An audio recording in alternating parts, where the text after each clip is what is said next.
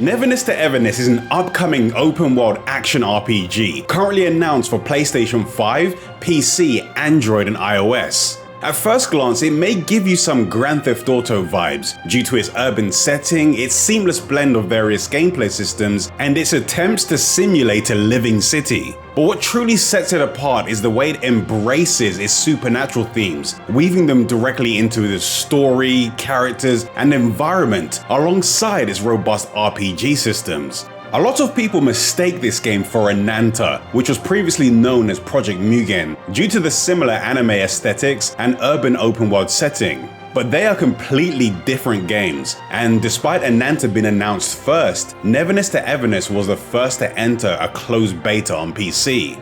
At its core, Neverness to Everness is currently a single-player focused game, but it does allow you to share your world with up to 4 players. I don't think it's possible to do any of the story-related content as a group, but being able to play in multiplayer does provide another way to experience the world with friends.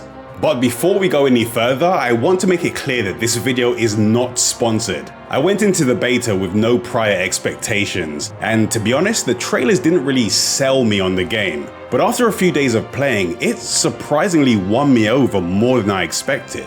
My aim with this video is to document the game's state during the beta, provide constructive feedback, and to give us something to refer back to as development progresses. So just keep in mind that everything you see may change before it eventually releases. The developers have already released notes addressing a lot of the beta feedback, including some of the specific points I'll be raising in this video, which shows they're actively working on improvements.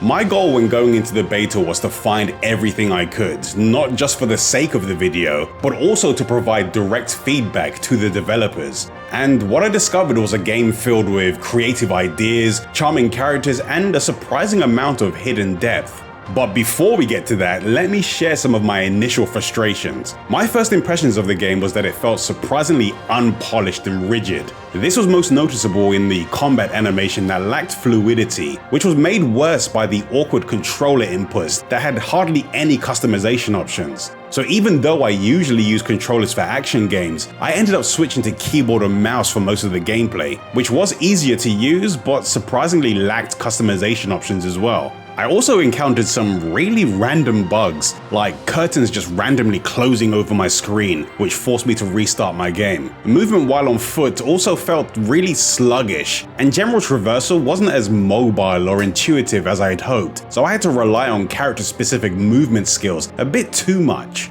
The city's immersion also suffered from frequent NPC cloning, leading to some awkward moments where I'd walk past the same 2 characters only for another pair to appear moments later, and the driving felt clunky with physics that were pretty comical at times depending on the vehicle.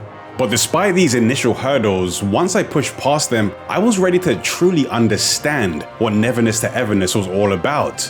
The strange pacing and tonal whiplash of the opening, alongside the control issues, didn't leave me with the best first impression, but my persistence paid off. The more time I invested, the more the characters drew me in, and the surprising amount of depth hidden within its various gameplay systems started to change my perspective. One of the most impressive aspects of the game is its clever use of quick loading. It led to some surprising moments where new paths and environments appeared out of nowhere, which resulted in some unsettling or even suspenseful experiences, like walking into an alleyway feeling like something's off, and then watching as the floor flipped to pull you into another dimension. Or entering the basement door of a building, only to end up on the top of a skyscraper after stepping through. The game even integrates subtle horror elements, which created tension without relying on cheap scares. Imagine being sucked into a TV without warning while exploring the city, only to find yourself trapped in a building, which you then need to escape while being stalked by shadows that only move when you're not looking at them. It was moments like these that helped to reinforce the supernatural themes in the game. But that was just the beginning of my experience. Now that you have an idea of what my initial frustrations and discoveries were, it's time for me to go into a bit more detail. So in this video, I'll be breaking down each of the game's core systems and elaborating on some of the points I previously mentioned. Neverness to Everness's story begins by dropping you straight into the action. After selecting the male or female version of the main character named Zero, you don't actually start playing as them immediately. Instead, you take control of the task force members sent to defend a city against a large-scale anomaly attack. In the context of this game, an anomaly refers to anything with supernatural aspects from a human perspective. And the type of anomaly introduced in the opening section of the game is actively corrupting both the environment and the citizens. It's during this emergency that the main character Zero is discovered. With no memory of how they arrived or what happened before the disaster, their suspicious appearance and unique ability that seems to repel the attacking anomaly lead to them being taken back to the Bureau of Anomaly Control after the anomaly escapes. Once they get there, Zero is convinced to sign a contract stating that they'll assist the Bureau in taking down the anomaly that attacked the city once it reappears. Until then, they're assigned to the Eibon Antique Shop, the home base for a quirky group of anomaly hunters who resolve supernatural issues for the city. This eccentric crew is at the heart of the story, and they include a range of memorable personalities. You'll meet Nanali, a tiger girl who actively tries to convince everyone to join her personal mafia, and Sakuri, the pint-sized troublemaker whose anomaly companion Kirumaru eats everything it's not supposed to. And then there's Adler, the blind butler, who, despite his lack of sight, still wears glasses and somehow manages to keep everything tidy after the crew's chaos. You'll also meet Edgar, a timid genius who constantly gets dragged into the others' wild schemes, and Tagido, an anomaly otter with a TV for a head who handles antique maintenance and shares an almost sibling-like rivalry with the younger members. And finally, there's the leader of Eibon, Hotori, an alcoholic time witch who is usually accompanied by her calm and reliable assistant, Daffodil, who oversees Eibon's security.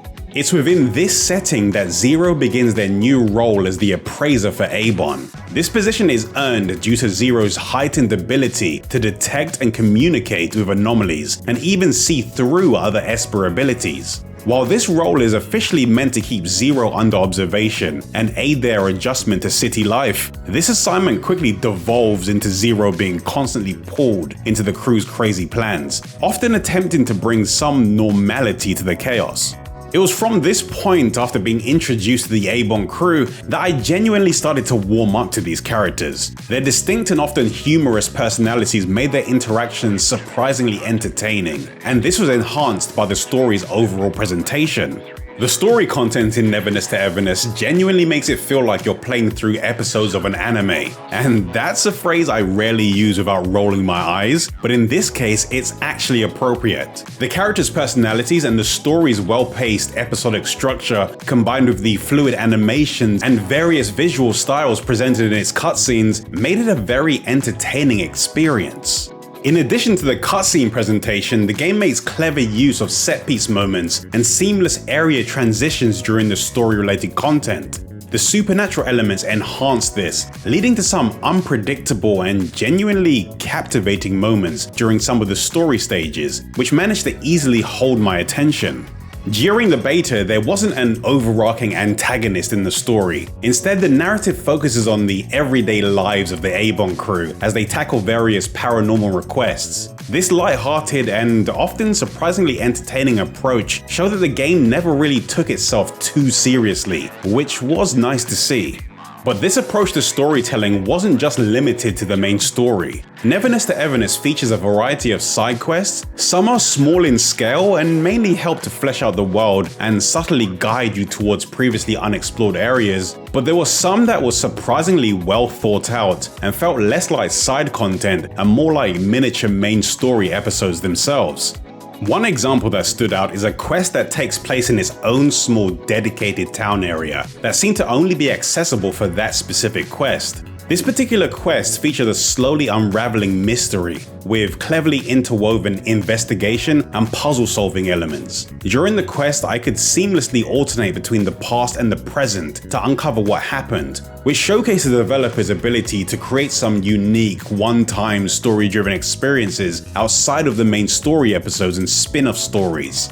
Spin-offs are dedicated stories that primarily revolve around characters outside of the Eibon crew. These story chapters have the same level of quality as the main story episodes, and delve into the lives of the characters from other factions or other characters from within the city.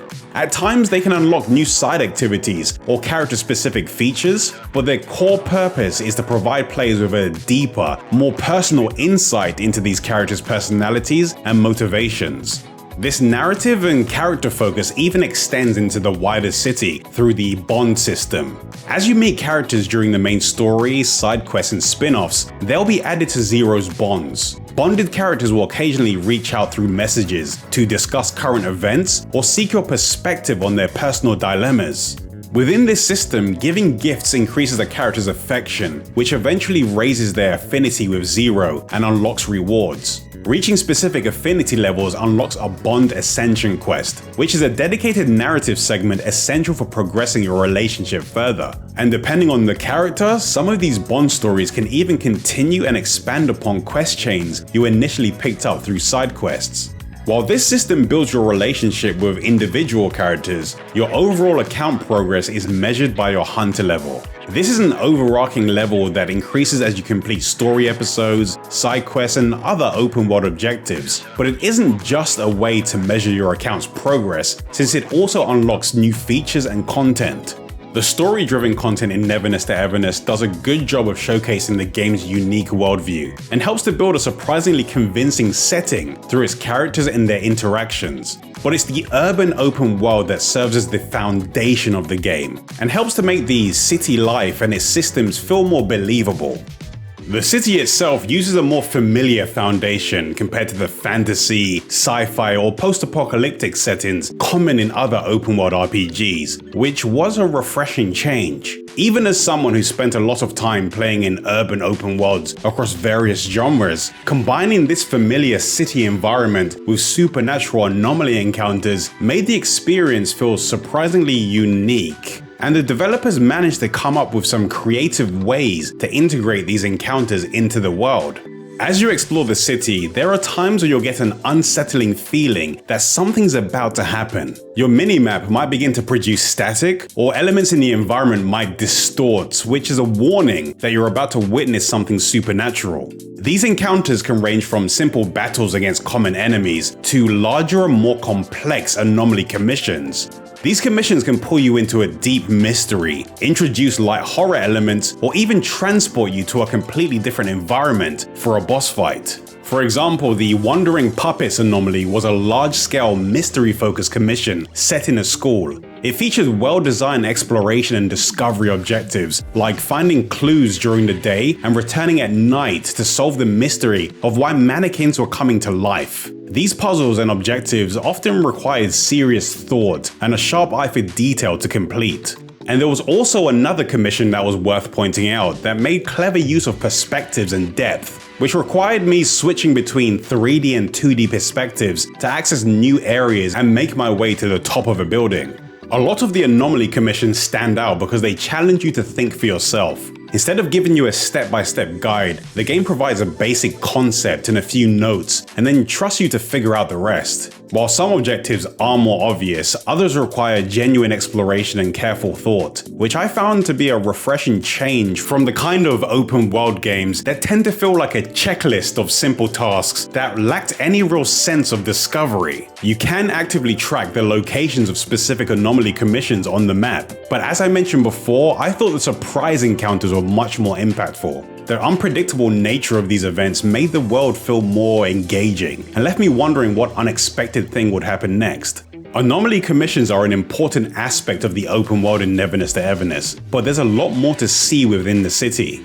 The streets are well populated with people, and you can enter a nice variety of shops and buildings, from restaurants and general stores that sell various supportive products, to recreational spots like clubs with rhythm games and arcades with claw machines. But unfortunately, the immersion does suffer in a few key areas, like the arcades, which are filled with machines that can't be played. And since sprinting is disabled while in most buildings, character movement can feel sluggish, which makes traveling through larger buildings feel too slow. The world's attention to detail can also be inconsistent. I found quite a few things that were just weirdly placed, like a basketball court on the top of a building that doesn't have any way for citizens to even get to it, or staircases that just looped back into themselves. There were also a few times where I would fall through the terrain unexpectedly during combat, all while climbing up buildings. But despite these occasional hitches and areas needing polish, Neverness the Everness has a variety of other open world features and systems that are more fleshed out and help to bring the city to life. The first of those are city commissions. In this beta, city commissions were driving focused errands where you'd need to deliver packages to a destination within the time limit while avoiding traffic and taking minimal damage. You can complete as many of these commissions as you would like, but claiming the rewards consumes city stamina, which is a resource that gradually regenerates throughout the day. These commissions provide a special material that upgrades a character's life skills, as well as a currency called fonds, which is used to purchase things within the city, like property. At first, you'll have your own room in the Eibon dorms, but you'll eventually be able to own your own property. The city's estate agent offers two types of property, homes and shops, which you can purchase across various locations. And when viewing a property, you'll see its price, layout, and any unique benefits that come with it.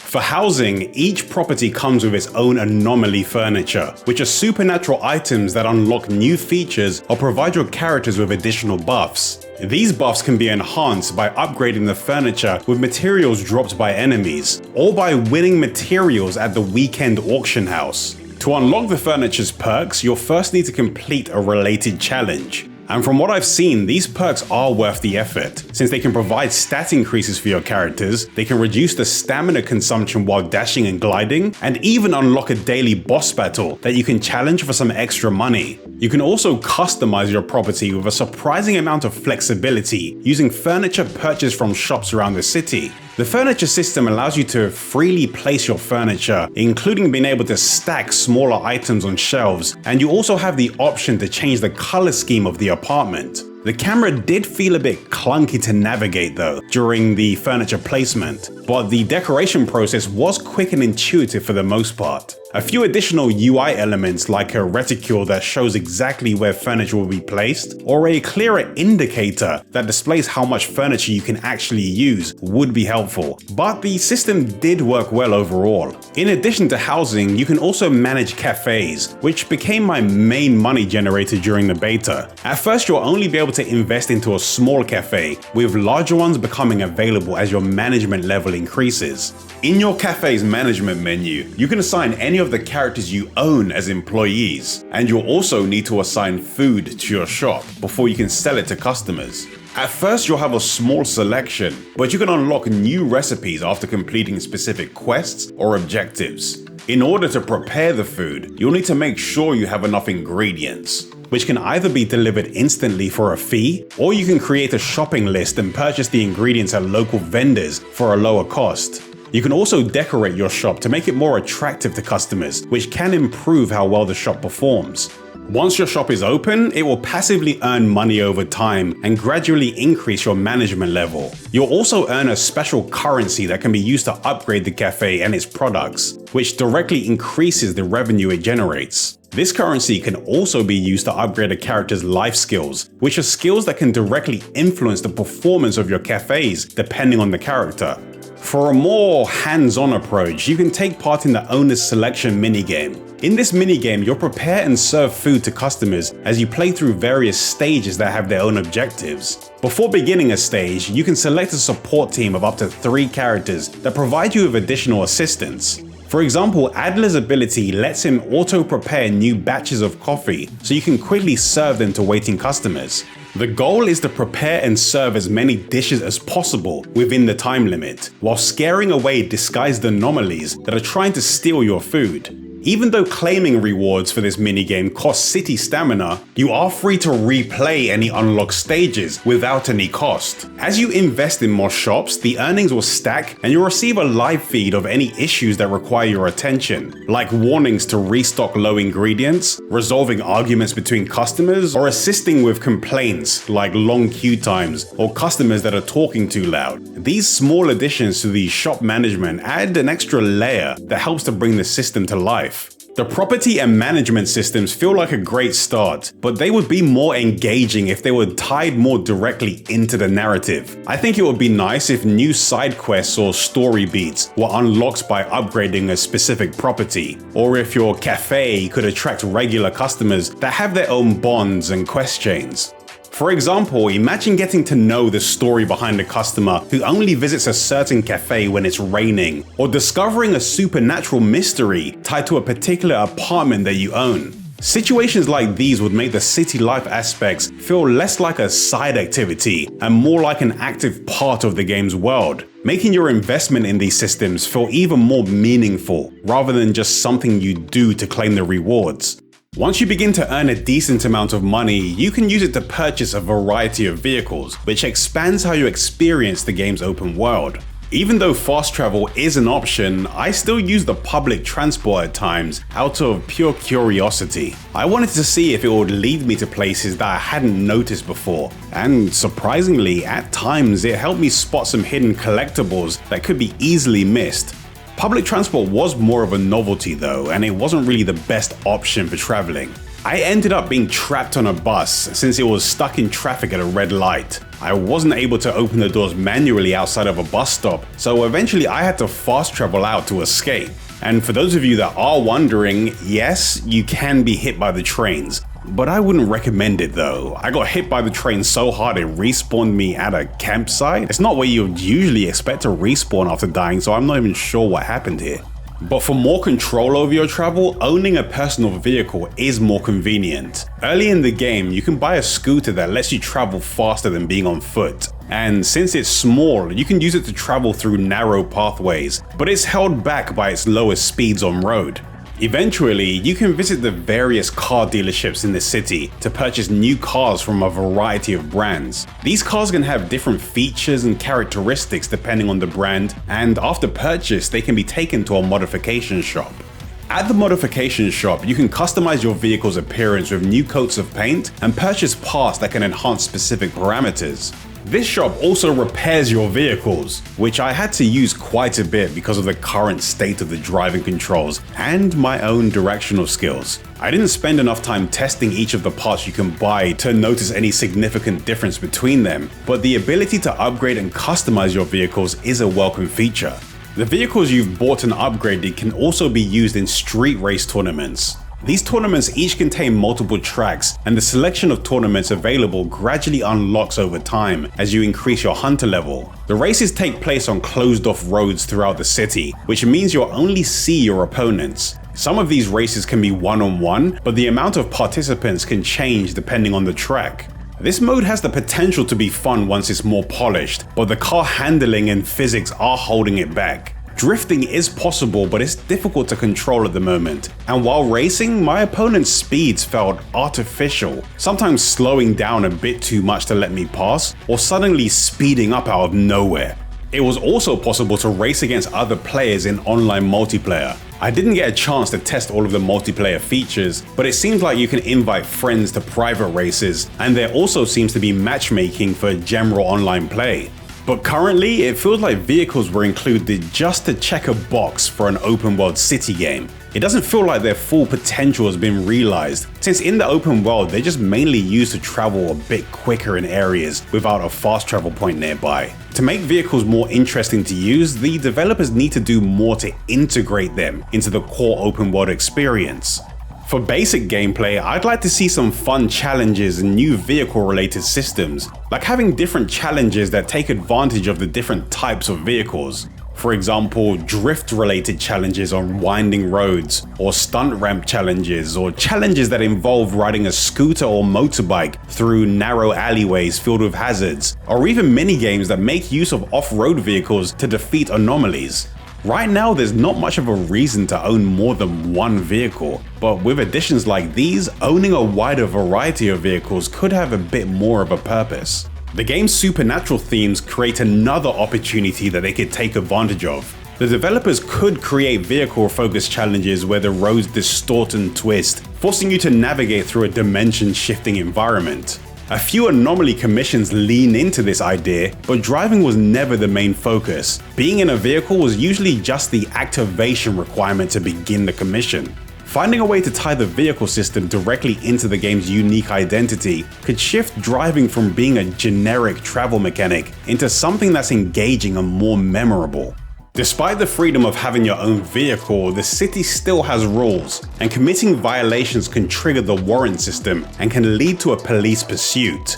This system is clearly designed to discourage you from causing chaos. For example, your warrant, which is indicated by a gauge around the edge of your minimap, will rise if you cause property destruction, attack citizens, or if you steal from people. You can't just take any parked car you see. You can only request to borrow cars from citizens who are already driving them. If they refuse, you can choose to attack them and take the vehicle by force, but this is considered a serious offense and will significantly increase your warrant gauge and will most likely make you wanted by the police. Stealing from shops also increases your warrant, which happens when you interact with anything that is marked in red. Once you're wanted, you'll be locked out of some core city functions. You can't use fast travel, you can't use shops, and you won't be able to interact with most characters. To clear your name, you'll need to escape pursuit by evading police for a specific period of time. Hiding inside buildings makes it easier to escape, but making it back to one of your apartments clears all of your active warrants immediately, which can end up being the riskiest or the safest option depending on where you are. The warrant system has 3 tiers. At level 1, police will chase you on foot and in vehicles. Level 2 dispatches flying officer whiskers to block your view and attack you from the air. And if you push things too far and reach level 3, you'll be forced into an anomaly driving school arena where you'll have to face off against a level 99 boss. This is an unforgiving battle, since the boss can one-shot you with almost all of its attacks. It's possible to beat it with some patience and dodging skills, but the difficulty seems to scale with your hunter level, which consistently keeps it a challenge. If you can't escape from the police, or if you're defeated during the Warrant level 3 battle, you'll be taken to a station where you can pay a small fine, which felt more like a slap on the wrist than anything. But refusing to pay this fine results in a more severe punishment of being released on parole for 15 minutes, during which certain freedoms like driving are temporarily taken away. Overall, it's not easy to become wanted. It only really happens if you deliberately cause harm, or if your battles accidentally spill out into the streets and catch pedestrians in the crossfire. But even when there are dangerous situations nearby, the citizens barely have any reaction to them. During the beta, the game seemed to lean more heavily into its story and city life systems. There's a lot to do in this city, but it's not filled with things like puzzles, enemies, or gathering resources at every turn like some other open world games. While things like this do exist, they're few and far between, and are usually integrated directly into the anomaly, story, or quest content. But for players seeking more combat or character progression related content, the game does provide dedicated modes that focus on that type of gameplay. The progression-related content is divided into a few categories based on the materials they provide, and you can find the entrances to the related dungeons, boss battles, and challenges scattered throughout the city. Anomaly zones are your standard dungeons for upgrading characters and their weapons, which are called arcs. There are also rabbit holes, which are dungeons that can provide you with cartridges. Cartridges are basically the core of a character's gear set, providing the foundation for a character's build through their set bonuses.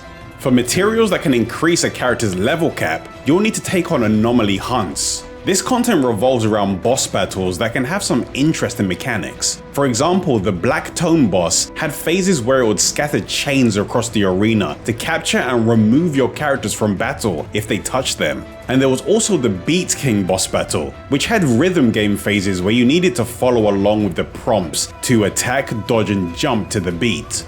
After defeating these bosses, they'll go onto a short cooldown before they respawn, but you're free to re-challenge them as soon as they revive. Anomaly pilgrimages are the final type of progression content that provide materials for unlocking and upgrading specific character skills. Unlike the rest of the progression related content, these materials have a weekly cap. This content also revolves around boss battles, but these battles are usually rematches against the main bosses from the story rather than overworld encounters. The content dedicated to character progression can be played freely, but to claim the upgrade materials, you'll need to spend a resource called character pixels. This resource regenerates over time, creating a daily limit on the amount of materials you can farm. During the beta, it seemed like the only way to influence any of the stamina systems was by consuming specific recovery items or by upgrading specific anomaly furniture in your apartments. One of which could increase the cap of your character pixels so more could be stored per day, and another even increased the regeneration speed of city stamina. In addition to the character progression related content, there was a challenge mode called Beyond the Rails. The goal of this challenge is to progress through 10 stages within a time limit to earn various rewards. The train station is pretty much the hub for this challenge, and before boarding the train that takes you to the stages, you're taken to a preparation screen where you can get ready for the upcoming battle. In this menu, you'll see the buffs applied to each stage so you can check which characters will have the advantage. You can also select a companion character to give a passive buff to your entire team, but the trade-off is you won't be able to use that character in combat for that stage. When building your team, you can freely select your characters or select from any pre-made teams you've already built. Early stages only require one team, but this increases to 2 teams as you progress further into the challenge. You can also assign a one-time buff to each team per stage, which costs feathers. But since you only have 1,000 feathers to work with, you'll have to be strategic about when to redeem these buffs, since the cost for the buff increases depending on how powerful their effect is. Once the setup is complete, you'll be able to board the train that takes you to the battle stages. The battles themselves are split into 2 phases. The first team fights through 2 waves of various enemies, while the second team faces off against an elite enemy or a boss. Because of this structure, I found it was much easier to handle the mode by building one team for clearing waves of enemies and a second team that specialized in taking down bosses. Even though these modes could be entertaining, they felt pretty standard for open world games within the Gacha subgenre. They're a solid foundation, but it feels like the game is still missing modes with more meaningful replayability, like a roguelike mode that takes advantage of these supernatural elements in the game, in a similar way that the Anomaly commissions do. It would be nice to see the same kind of environmental distortions and the element of surprise being combined with the randomization that roguelikes can provide. But now that I've covered the progression content, it's time to dive into the core combat system itself, which is the foundation that all of these modes are built on, and a topic that definitely requires a bit of nuance.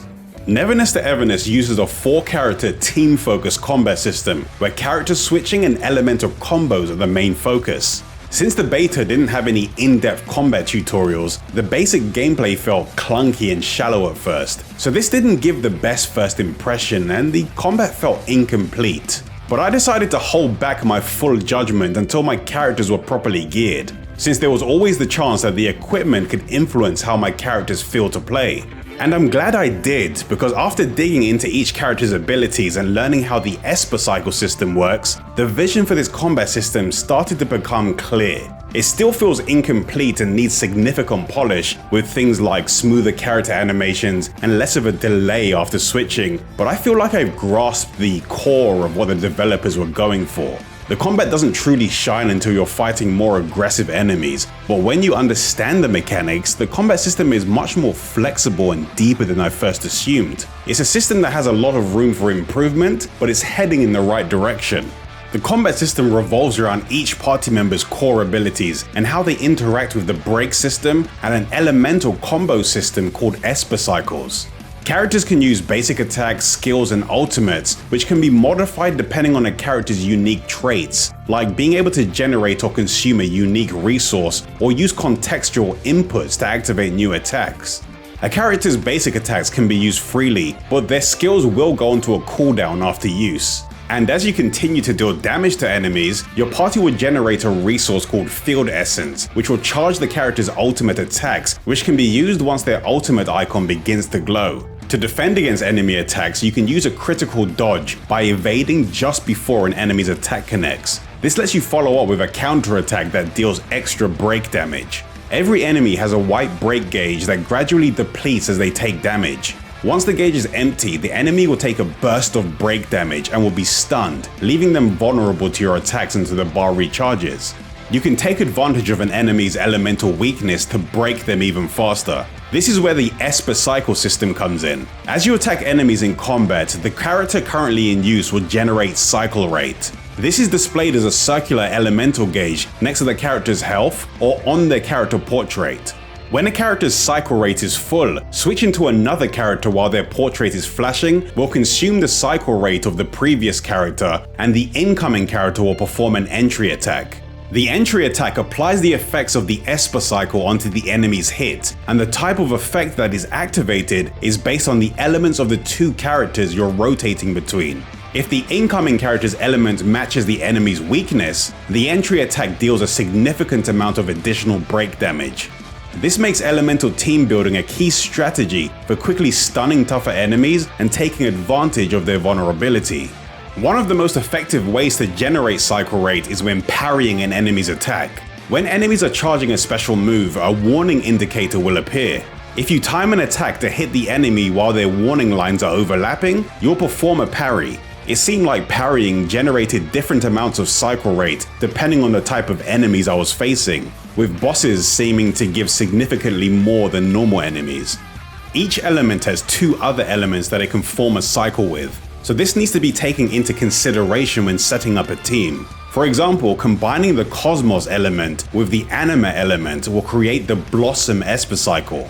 This Esper cycle creates a spot on the ground near the enemy that will spawn 5 projectiles that track their target and explode after reaching nearby enemies. There were certain other Esper cycles that could be layered on top of a previous effect that's active, which triggers an additional combo effect, like the Discord effect that reduces a percentage of an enemy's break bar when the enemy is under the effects of both the Nova and Scorch Esper cycles. So depending on the combination of elements in a party, you can create a chain of Esper cycles that characters can take advantage of.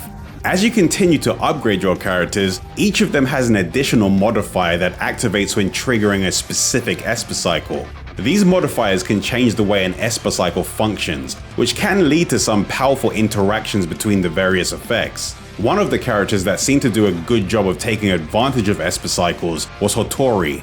Hotori is a healer that has a surprisingly unique set of skills that revolve around time. She has the ability to completely freeze time while in the overworld, bringing vehicles, people, and even raindrops to a standstill. And even when using her ultimate during combat, she freezes all enemies in place and pauses all timers while the ultimate is active. But the most interesting thing about her skills is how they interact with the rest of the party and their Esper cycles.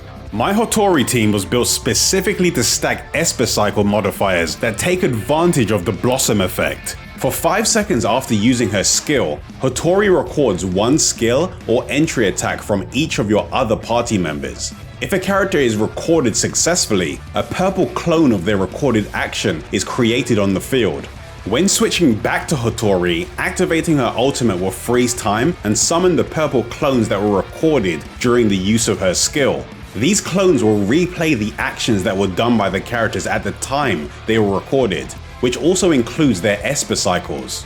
During this time, Hotori will still be playable, and she can perform a unique combo of her own with her katana.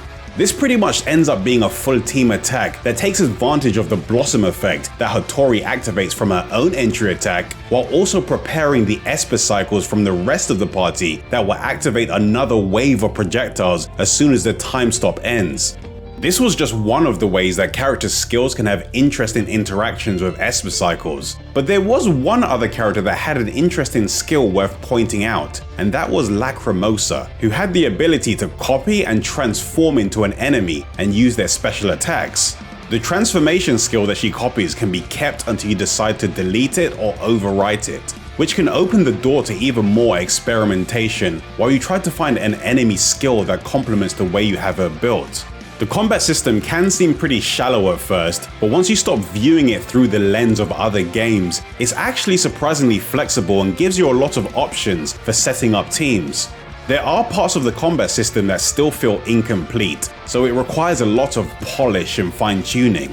And the potential for some characters hasn't been fully realized yet. Characters like Hotori have kits that do a good job of interacting with the game's core systems, but other characters feel pretty bare bones. So I'd like to see the developers revisit certain characters to give them more meaningful roles to play within a team.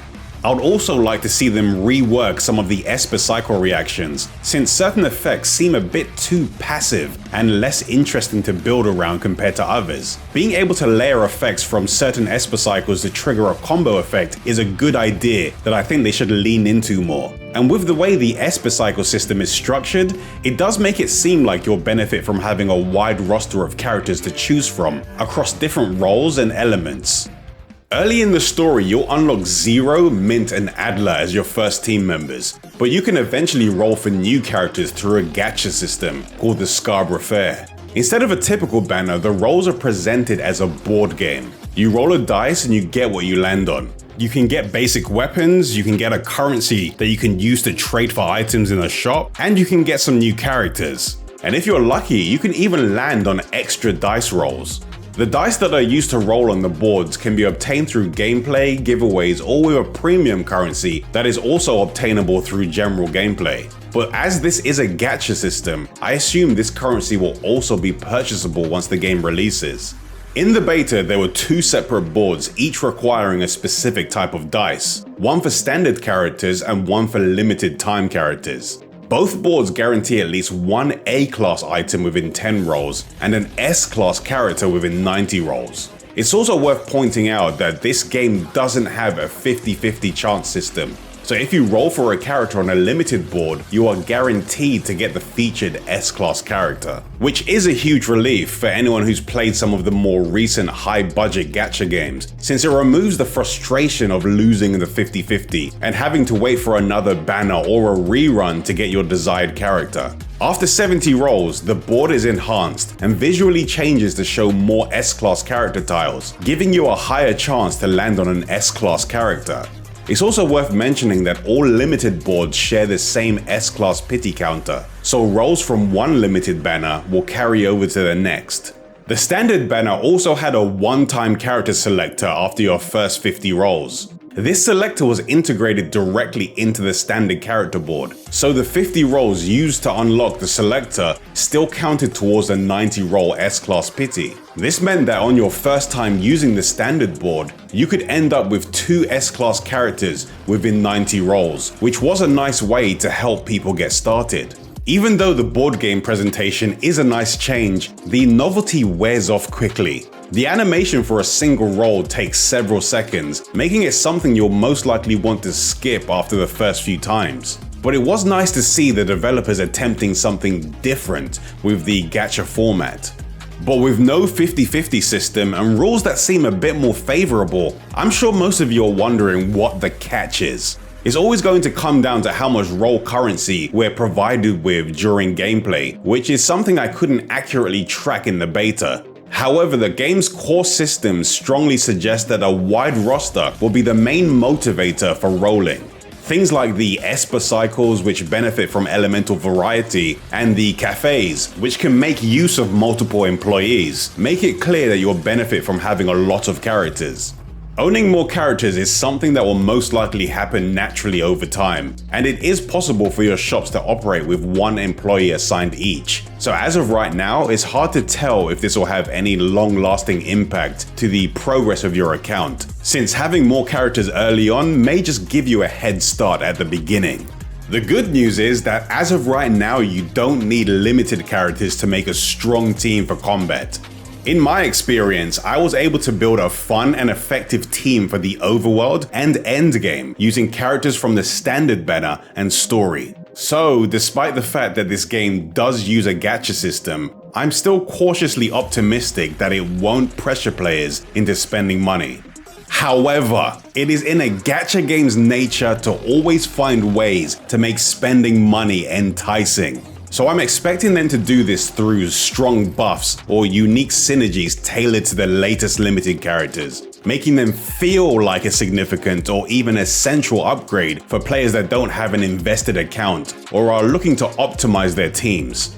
But with that being said, obtaining characters is only the beginning, since they'll need to be geared and upgraded to be effective in battle or when working in the shops. Neverness to Everness has a variety of systems to enhance your characters, including upgrading character and skill levels, unlocking passive skills, and activating awakening nodes. When you get duplicate characters from the Scarborough Fair, you can use them to unlock a character's awakening nodes. After unlocking a node, you can select which awakening effect to place into it, which provides the character with additional combat enhancements. So unlike similar games, you don't have to unlock the enhancements in chronological order, and you can freely swap the awakening effects as long as the node is unlocked. But after unlocking 3 or 6 nodes, the character gains additional fixed bonuses that provide them with even more enhancements. This system also gives you the flexibility to freely enable or disable your awakening nodes, allowing you to control a character's power level for a specific challenge or build.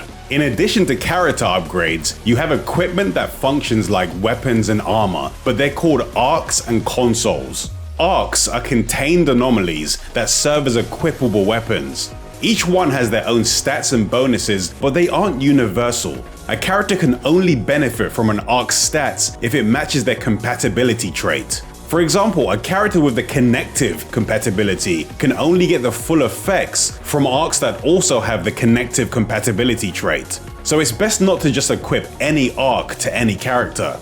Arcs can be obtained by defeating enemies in the world, and from what I saw, A-class arcs could be dropped by elite enemies, and S-class arcs could be dropped by bosses. S-class arcs seem to be a guaranteed drop on the first boss clear, and a nice feature to this was that any arcs that I forgot to collect was mailed directly to me, so I didn't have to worry about losing a drop. You can also obtain arcs from the Arc Shop by spending a specific currency called Tri-Keys, which are earned through general gameplay or by exchanging premium currency for them. You can also exchange specific materials for a selection of arcs. These materials are dropped by anomalies you can defeat in the open world or earned by completing specific objectives. Tri-Keys can also be used in the Arc Pull Plan, which is an additional gacha system specifically for arcs. This gacha system is separate from the character one, but it contains the arcs that are dropped by enemies and an additional limited arc that is exclusive to the gacha. Each pull in the Arc Pull Plan costs 10 Tri-Keys and guarantees at least one S-class arc within 6 pulls. But even if it's not the limited one, you're still guaranteed the limited arc within 8 pulls. And just like the character gacha, the pity counter for the limited arcs is shared across all limited banners. Certain arcs also come with a unique ability that can be used while in combat. These additional abilities can have conditions that need to be met before they can be activated in battle. For example, the arc that was dropped by the Black Tome boss had a unique skill that was locked until I performed 6 specific actions during combat, with each action removing a chain that was binding the skill. After the skill was unlocked, activating it summoned chains that bound up to 6 enemies on the field and reduced their resistance to the chaos element. These arc exclusive skills weren't a feature that I was expecting, but it does open up more options for character building. The console system is what gives characters the majority of their power. As I mentioned earlier, cartridges can be obtained from the rabbit hole dungeons and serve as the foundation for a specific gear set. After obtaining a cartridge, it will have a selection of randomized stats which are fully visible from the beginning. And to get the set bonus, you'll need to insert the cartridge and then place 2 or 4 of the specified module shapes into the console in a way that feels a bit like Tetris. But the goal isn't to fill every slot with any shape that will fit. It's more about strategically placing the right modules to activate your set bonuses while taking advantage of the shapes that can activate a character's specialized stats. Each character has a specialized stat that increases when equipping a specific type of module. Modules can be obtained in a module selector called Rewind by spending coins earned from the rabbit hole dungeons.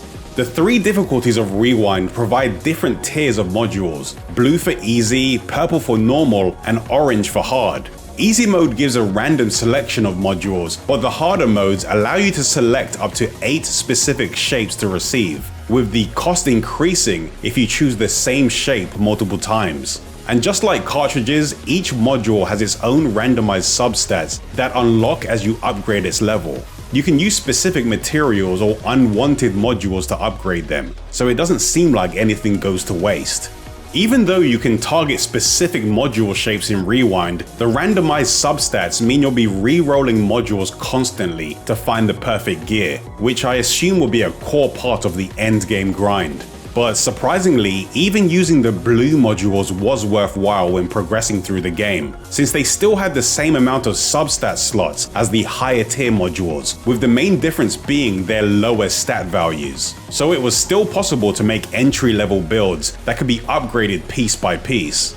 It's also worth mentioning that the upgradable anomaly furniture can provide you with modules daily, and I even managed to get a rare orange module before my hunter rank was high enough to obtain them normally, so this makes investing in your furniture a high priority. After spending a significant amount of time in the beta, I have high expectations for what this game could become, despite my mixed feelings about its current state. There's so much about it that's creative and full of interesting ideas, but it's clear that it still needs a lot of development time. It has a lot of depth, the story is well presented, the characters are likable, and the way it weaves supernatural elements into the open world is impressive. This is enhanced by the urban setting that feels surprisingly convincing thanks to the city life systems like managing your own cafes and buying property. And even though the combat system felt clunky and unpolished at times, it was still complex and flexible enough to feel rewarding after I took the time to understand how it worked. But I won't ignore the game's current weaknesses. The bugs and stiff animations can make the initial experience frustrating, and it's pretty clear that some features like combat and the controls, and especially the driving, still require a lot of fine-tuning or even a complete overhaul. The multiplayer aspects of the game also feel like they have some untapped potential. I'd love to see the development team fully embrace the co-op elements while still keeping them optional, like increasing the amount of players that can be in the world at the same time, and having specific multiplayer-focused social activities and mini-games, which are just for fun and don't provide any rewards related to progression, like being able to visit a friend's world to help run their cafe with them, or playing multiplayer-focused games at the arcade, or even attempting multiplayer versions of combat and driving challenges. These kinds of systems would make multiplayer a bit more enticing, since I usually tend to ignore it in these kinds of games, but I'll be more likely to join multiplayer if they had additional features like this. Overall, Neverness to Everness feels like a diamond in the rough. It's not your typical open world RPG, and that's exactly what made it so interesting. It has a unique identity, and from what I've seen, it isn't afraid to try something different. If the developers can successfully address the technical issues, then they have a solid foundation for a game that could genuinely be special. Regardless of your feelings on gacha games, Neverness to Everness is a game worth keeping your eye on as development continues, since based on what I've seen, I went from being uninterested to genuinely looking forward to seeing the finished product. Neverness to Everness is available to wishlist on PlayStation 5, and you can pre-register on the main website if you want to receive official information and possible notifications for upcoming betas. Let me know in the comments section if there's anything about the game you want to learn more about in greater detail, and let me know if you agree or disagree with any of the feedback I provided. I'll be making some more deep dive videos right here on this channel, and some gameplay focused videos over on my gameplay channel, so don't forget to subscribe to both if you want to be the first to know when a new video is available. I'll be making some new videos very soon, but for now, here's another that you might find interesting.